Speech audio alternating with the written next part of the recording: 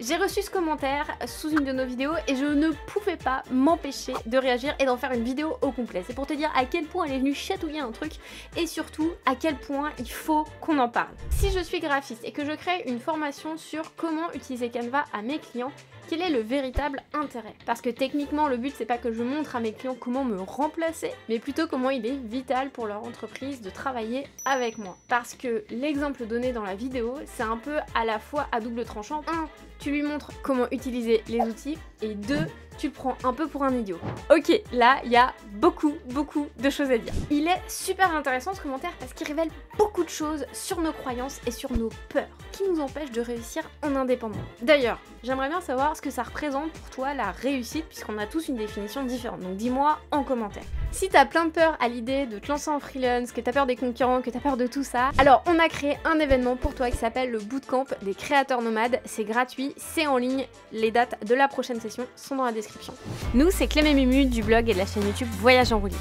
On aide les créateurs à se lancer en indépendant et à vivre confortablement de leur activité sans stress, et ça de n'importe où dans le monde, puisque nous sommes nous-mêmes digital nomades et freelance en création. Abonne-toi pour devenir un créateur nomade. Et il y a beaucoup de moyens de trouver des clients. Dans cette vidéo, on propose 25 façons de trouver des clients. Et une des solutions correspond à aider tes clients en leur proposant des formations pour qu'ensuite ils te demandent de réaliser la prestation. Et j'ai pris l'exemple d'un graphiste qui créerait une formation sur Canva pour attirer des clients. Ici, clairement, on est face à la peur de manquer. On le sent avec cette peur de se faire remplacer. Et elle est viscérale chez beaucoup d'entrepreneurs. Et je ne juge pas puisque cette réaction, je l'ai eue aussi. Et plein d'autres, plein d'autres personnes ont très peur de se faire remplacer et qu'on leur dise non. On veut conserver notre savoir dans un coffre-fort et empêcher quiconque d'y accéder, de peur de se faire voler. Sauf que ton client, il peut trouver les réponses à tout ça sur internet, ou chez des concurrents, ou tout simplement en bidouillant par lui-même. Tu perds plus de clients en étant dans la retenue, en étant radin qu'en étant généreux.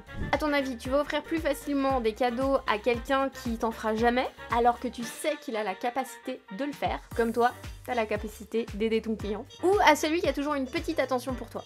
En général, ça va plus être pour la deuxième personne, tout simplement parce que notre cerveau est câblé comme ça. En psychologie, on appelle ça le principe de réciprocité. Il a été notamment décrit par Robert Cialdini dans son livre Influence. C'est scientifique. Pourquoi c'est aussi fort chez l'être humain? Parce que c'est ce qui a permis à l'humanité de collaborer et de survivre. Parce que nous, on n'avait pas des grosses griffes comme les lions ou des capacités de défense énormes. Il fallait qu'on bosse en groupe, et si on voulait s'abriter, on n'avait pas grand chose, et ce qu'il fallait, c'est construire des maisons ensemble. Il fallait chasser ensemble, il fallait cultiver ensemble. Et ce principe de réciprocité permet de faire ça. Et tu verras que ça s'applique dans plein de domaines. Ils ont fait un test chez McDo. Souvent, quand un parent venait acheter un Happy Meal pour son enfant, le parent ne commandait rien, mais l'enfant repartait avec un ballon. Ils ont décidé d'inverser le processus, c'est-à-dire que quand un enfant rentrait chez McDonald's, on offrait un petit ballon rouge à l'enfant avant de commander. Et ça a tout changé. Les ventes de café ont augmenté puisque le parent remerciait finalement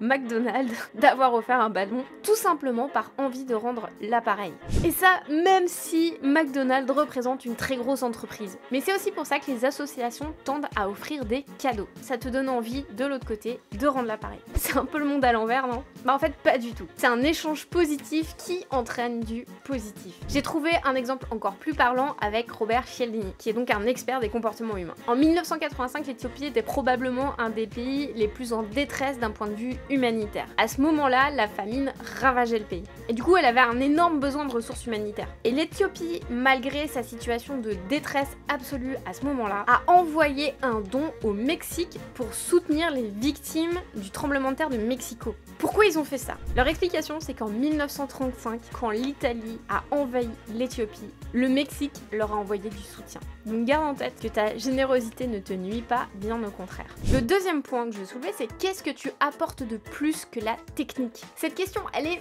fondamentale, notamment à l'heure de l'intelligence artificielle. Pour t'aider à y réfléchir, je vais te demander de penser à un chef français. T'as peut-être pensé à Cyril Lignac ou peut-être à Philippe Etchebest. Pourquoi t'as pensé à eux? Parce qu'ils ont passé des heures à te partager leurs recettes, leurs conseils, leur savoir-faire à la télé, dans des émissions YouTube YouTube ou encore dans des livres de recettes. Est-ce que ça les empêche d'avoir des clients dans leur restaurant? Bah non, pas du tout, au contraire. Et ils ont même plusieurs restaurants si tu vas faire un tour sur leur site web respectif. Parce que t'auras beau suivre les recettes du chef, t'es pas sûr de réussir à arriver au même résultat. Ce que t'as envie de vivre, c'est l'expérience. C'est de goûter son plat sans avoir à essuyer les ratés. C'est d'être assis dans cette salle de restaurant avec une personne importante pour toi, sans te soucier de faire la cuisine. C'est de te concentrer sur ton plaisir et de prendre un dessert savoureux pour finir. Et de pouvoir te remémorer encore et encore ce super souvenir avec une personne qui comptait pour toi. Avec ton client, c'est pareil. Il va vivre un parcours qui va le mener jusqu'à toi et qui va lui donner envie de signer un contrat avec toi et de te confier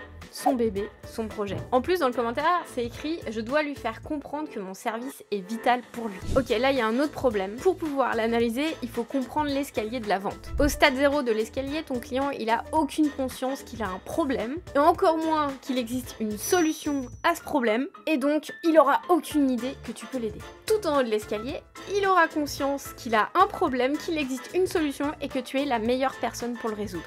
Et donc qu'il veut bosser avec toi. C'est par exemple le cas pour un produit comme une brosse à dents. Tu sais que tu as besoin d'une nouvelle brosse à dents quand elle ressemble à ma coupe de cheveux au réveil. Personne n'a besoin de te convaincre, tu vas aller acheter ta brosse à dents le jour même. Donc plus ton client est en haut de l'escalier, moins tu as à justifier ou à prouver par A plus B que ton service est vital. La bonne nouvelle, c'est que si par exemple il a suivi tes conseils à travers ta formation et qu'il vient chercher de l'aide, c'est qu'il a déjà conscience qu'il a un problème et que tu peux l'aider à le résoudre. Donc il est plutôt haut dans l'escalier.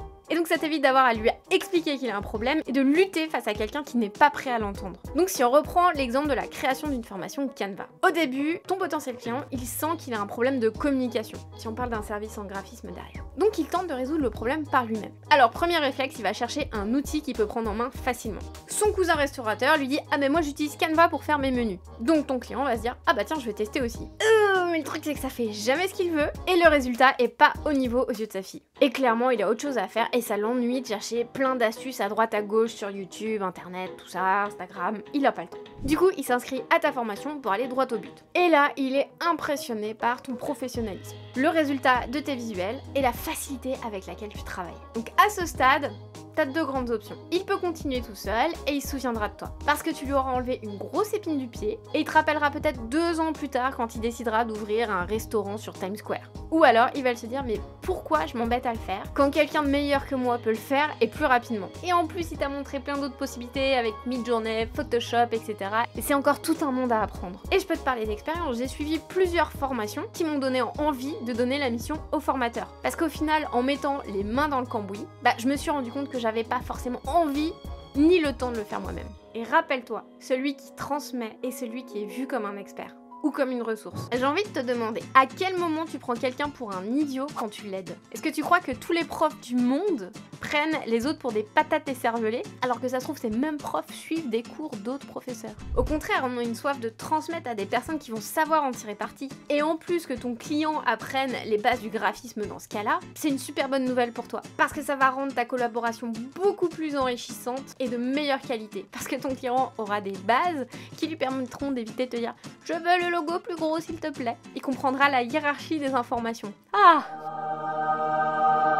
Et en plus, si tu transmets ton savoir de manière pédagogique et enrichissante, ton client va vivre une expérience enthousiasmante et hyper positive. Tu sais, comme les moments ah là, ceux où tu comprends un truc, où tu découvres un nouvel outil et que t'as l'impression d'avoir un nouveau super pouvoir dans les mains. C'est magique. Et si tu donnes ça à ton potentiel client, mais waouh, il va pas t'oublier. Et là, tu peux dire, ok, mais est-ce que je peux pas me tirer une balle dans le pied en formant d'autres freelance? Bon, admettons que cet apprenant ne devienne jamais un de tes clients en freelance. Pire, ça devient un de tes concurrents. Est-ce que tu vas mettre la clé sous la porte? Bah certainement pas, parce que tu seras déjà positionné comme un expert avant lui, t'auras déjà ton flot de clients. D'ailleurs, cet élève qui un jour ne pourra pas prendre un contrat, il pourrait même t'envoyer ce contrat parce qu'il te fera déjà confiance. Parce qu'une personne qui te transmet une connaissance, ça devient la personne à qui tu as envie de poser des questions, mais aussi la personne que tu as envie de référer. Et surtout si t'es freelance, rappelle-toi que t'as pas besoin d'avoir 1000 clients par an. Il y en a pour tout le monde des clients. Il te suffit d'avoir 2 à 3 bons clients par mois pour très bien en vivre. Si t'as envie d'aller plus loin, d'apprendre à te démarquer au-delà des outils, en mettant toutes tes chances de ton côté, je t'invite à faire le quiz quel est ton profil de freelance pour recevoir ton profil de freelance et ton plan d'action personnalisé. Je te mets le lien dans la description. Mais surtout, tu peux rejoindre la prochaine édition du Bootcamp des créateurs nomades pour t'aider à te lancer en indépendant sans prendre de risques financiers. Et surtout de devenir la personne avec qui ton client de rêve a envie de travailler. C'est gratuit et tu repartiras gonflé à bloc, je te mets le lien dans la description. Et sinon, tu peux continuer en allant voir la vidéo sur les 25 façons de trouver des clients.